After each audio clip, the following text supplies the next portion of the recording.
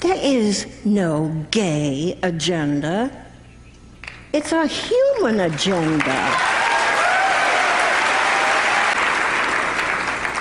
All of us should be treated the same. I started my activism in the 80s when a new disease emerged that was quickly and inexplicably killing people. Worse than the virus, there was the terrible discrimination and prejudice that left in its wake. Suddenly it made gay people stopped being human beings and started becoming the enemy. I knew that somebody had to do something.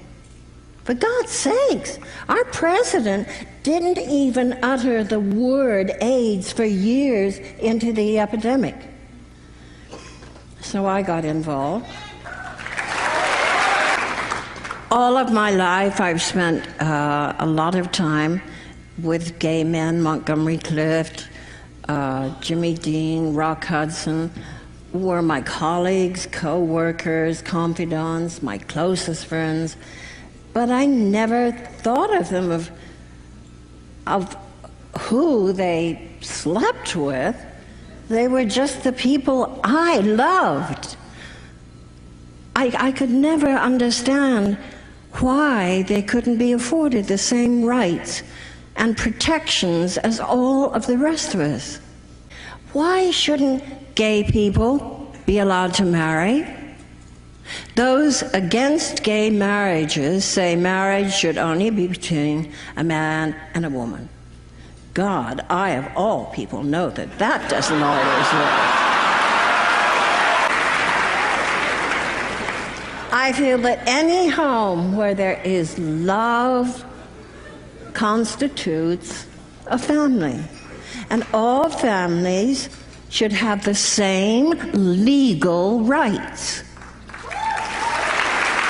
Why shouldn't gay people be able to live as open and freely as everybody else? What it comes down to ultimately is love. How can anything bad come out of love?